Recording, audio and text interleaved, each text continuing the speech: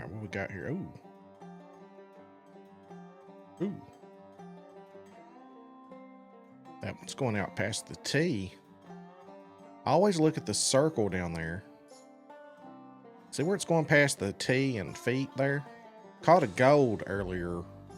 Not quite sure it went that far, so either a big gold or this could be the one at this time of the day. Let's see. Oh, we got it. When they're holding them sideways. Oh, 61 degrees. That's right in that wheelhouse. Welcome back to the channel, everyone. My name is Darth Slone, your official partner to content creator for Expansive Worlds.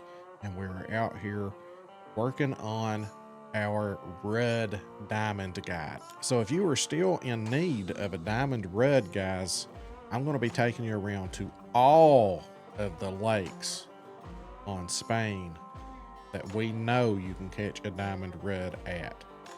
So it's a pretty extensive list, but before I drop this on you, all these lakes, this plethora of lakes, please do me a favor. Get that like, subscribe, notify bell, tell a friend, tell a neighbor, tell a mama, tell a baby, a cousin, twice removed. Darth's out there putting the good work in. We need to subscribe for him. Let's hop into this. So, first off, the plethora of lakes. Okay, I hope everybody's ready for this. I'm going to show you right now. Right here. This is the only lake. It's the only lake that we know of as of the recording of this video. And today is January the 16th. I caught one right. I came out on this little peninsula thing here and I caught one here. This is where I caught mine. Right here is where you need to be casting. I know a lot of people that caught one there. I just wanted to experiment and see if you can get one down here, and sure enough I did. What you want to do here is, my buddy Fatness taught me this little trick. Now it's hard to reach out there, and the reason you want to cast in that deep stuff, if you are a believer in the temperatures, I am. I know everybody says there's nothing to it, can't track it. I'm able to track the temperatures really well. Like, I can tell you right now, if I catch a fish here, it's going to be warmer. If I catch a fish here, it's going to be a little cooler. If I catch a fish here, it's going to be a lot cooler. The only time it changes is if you attract one from the attraction radius. If you cast, like, say, this way or this way, and one comes from this direction or one comes from that direction, it's the temperature where it came from. I'm not going to argue about it. You do you. Here's this spot. Here's this spot. And I know for a fact you can catch one here because that's where I caught mine. So anyway, these deep waters, the deep areas is where everybody's catching theirs. And that's where the temperature stays in that range for a good portion of the day, actually. But you guys feel free to cast around in these lighter green shades and let me know if you catch any diamonds over there. There may be times of the day that falls in the temperature range. There probably is. The temperature range, if you're tracking it, is 56.4 to 61.5. And if you cast here in these darker shades, you can usually hit that range pretty consistently. For most of the day. There are times of the day that it's just too warm no matter where you cast. But you guys, you do you. You cast and keep fishing there all day if you want, however you want to do it, whatever you think works. We know these two spots are where you want to be. So you want to walk out in here as far as you can. See, now it took my rod away, so I'm going to back up just a little bit. All right, we're going to cast as far as we can out there. Let that sink to the bottom. But we want it to be between 56.4 and 61.5. Let's see what the temperature is here. Just like Jaxie said in the video, see, I agree with a lot in one of his tackle box streams when he was talking about, you know, don't leave an area because you're getting the wrong temperature. Give it 10 minutes and all that stuff. I agree with every bit of that. A lot of people are misunderstanding what I mean when I'm talking about these temperatures, and the time of day and temperature goes hand in hand. Of course, in the mornings, it's going to be cooler. It's going to be warmer in the afternoons. See, that's right in our temperature range, 57.8. That's where we need to be. But as a general strategy, middle part of the day, go to deeper waters, fish in deeper waters. But there was one that was right in our temperature area.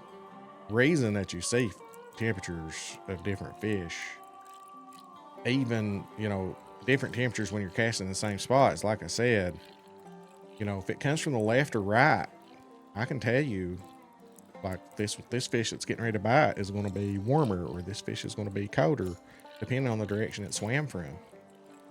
I've gotten really good at gauging that, and it's helped me a lot. I've been getting a lot of diamonds, so whether people want to agree with that or not, there's a gold rod. All it does for me really is it saves me a few casts, because I've gotten so good at reading the map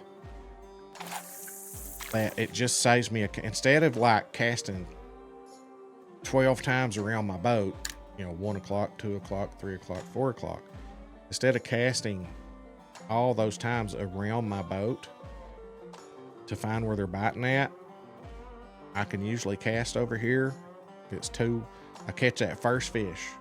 If it's too warm or too cold, I look at the color of the water and I'm like, okay, it's going to be colder or warmer over here. I adjust everything off that first fish that I caught, and I can pretty much guess where I need to be casting at. It's kind of like the same concept if you're familiar with sighting guns in for hunting.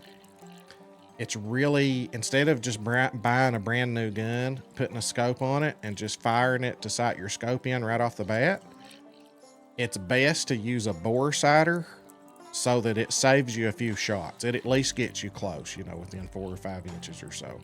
And it at least gets you close and saves you a few shots. Same thing here. It's just saving me a few casts. It saves me a little bit of time because I know which side of the boat to cast on, really. If you're in a river and it's just real shallow and it's really hot and there's no deeper bodies of water in that river, then go on upriver or downriver and try to find some deeper water. If you stay there long enough, the temperature as the day goes on, time will affect it. It'll get cooler or warmer. If you're in the morning time, as it gets closer to midday, it's going to get warmer. Then it reaches up to a point, a peak temperature, and then as it starts getting dark, it starts dropping. Just like real life, guys. Nothing to it. All right, we're going to move down here now, and I'm going to cast into the other spot for red. All right, so I am down here now on this end, and we have a lot bigger area to cast in here, and I just want to put a marker down here. 208 feet. I can't possibly reach that. So if I do a full cast, I'm going to be landing in this dark stuff.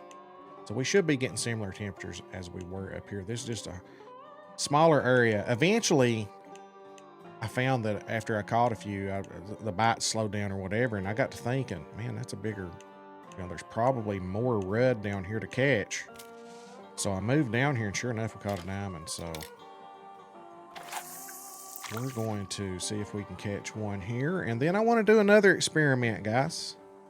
We're going to pay attention to the temperature here. Now, we should, with an area this big, we should get consistent temperatures. They shouldn't be fluctuating.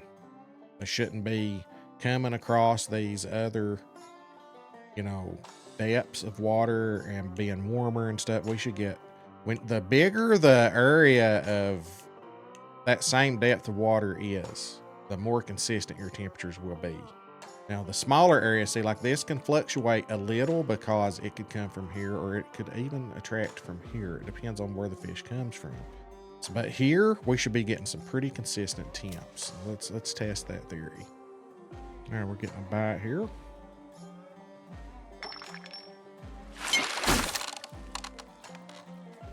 See how much bigger it looks when it's under the water, and then you pull it up and it's this little bitty thing. There's a bronze rudd, 56.3. All right, so let's see. That one was 56.3 degrees. This one should be right around that.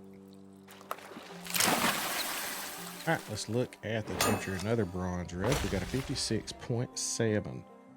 Let's catch one more. All right, we're getting another bite. Our first one was 56.3. That last one was 56.7. So we had a 0.4 difference. What is this one going to be? All right, so we got silver red, 57.2. So as the day goes on, you're going to see that gradual increase like that. And to show that there's no editing that's happened to the fish that I've caught, those are the last 3 fish. So look, our first one that we caught was at 13:25, 13:28, 13:31. They're 3 minutes apart since we came to this spot. Haven't caught any more fish, haven't done any editing to it. So as the day goes on, you're going to see it gradually start rising.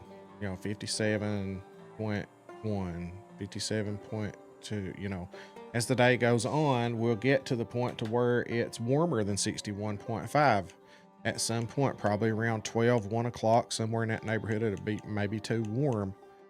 Or who knows, you might be able to fish here for most of the day, but at some point it will probably get too warm and you'll be better served going and fishing for some other type of fish or something like that. But that's if you go by the temperatures. So let's test it. We've been catching in the 56. We just got into 57. So let's see what happens if we cast like over here. Let's cast over in this direction and see what happens. So if we catch one here, it should be warmer. Well, we're getting okay. And I'll show you that not much time went by at all. This is like 2 or 3 minutes after we caught that last one. Let's see what happens. I want to say it is north of 57 point whatever that last one was. 57.1, 2, something like that.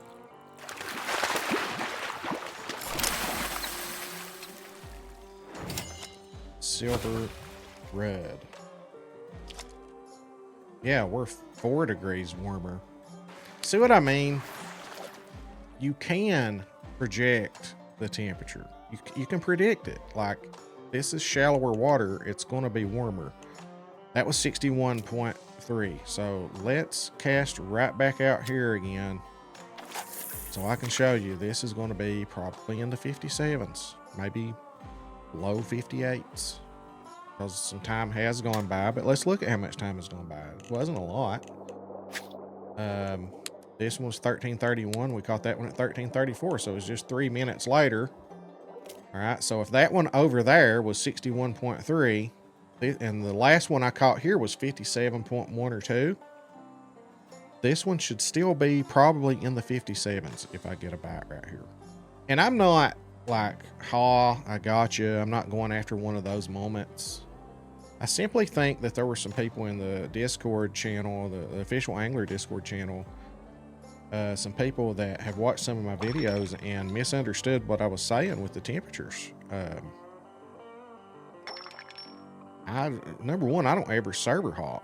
Like, I think it hurts you if you server hop, because I think every fish you catch gives you a chance to spawn a diamond in. Like, just get out there and catch as many fish as possible and spawn that diamond in. All I'm saying is you might need to move your boat a little bit. You might need to cast on the other side of the boat. Use the depth of the water to help you determine where to cast. All right, let's see what we've got here. Have we hit the 57 something, or are we back up to the 61 like the one we caught before? Or 57.2, how about that? So, listen. I'm just going to say this, and I'll let it go about the temperature thing. Probably not, but I work 40 hours a week at my main job. This is my side gig. I consider this my second job now. But it's more of a hobby that I luckily make a little bit of money off from, not a whole lot, but I enjoy doing this. I only usually get 2 to 3 hours a day if I'm lucky to play, and most of that the community sees me streaming. I don't have time to play before I stream because because I try to make family time as well. I'm not going to do any type of strategy that I don't feel is time efficient. When I've got 2 hours to play in a day, I'm going to do the most efficient strategy that I can do that yields results. And I experiment, I see what works and what doesn't work. Whether it's the temperatures or whatever, when I go by these charts that I've had the community report to me, when I just go by them to start with, and I cast one time and I say, oh, well, that's close to the temperature, then I stay there. I'm having results. I am catching diamonds. I target fish and I'm catching diamonds pretty quickly.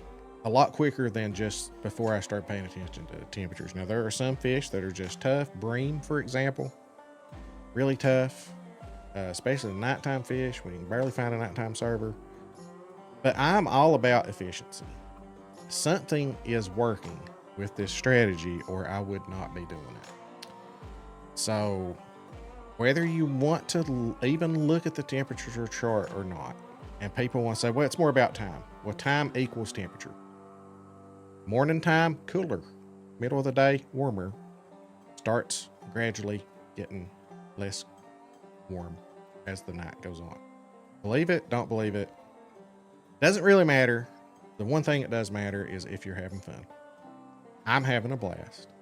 It is not hurting me to cast, look at a chart, see, oh, it's too warm. Let me move up the bank a little bit. Come to this spot or this spot and just fish a lot. Actually, you're going to hit that temperature, whether you want to or not. All right, guys, that's going to do it. Please do me a favor. Hit that like, subscribe, notify bell. Let's be friends still, even if we don't agree on the temperature thing. It's completely okay. You fish how you want to. And I'll keep doing my thing. But thank you guys so much. We'll catch you in the next video.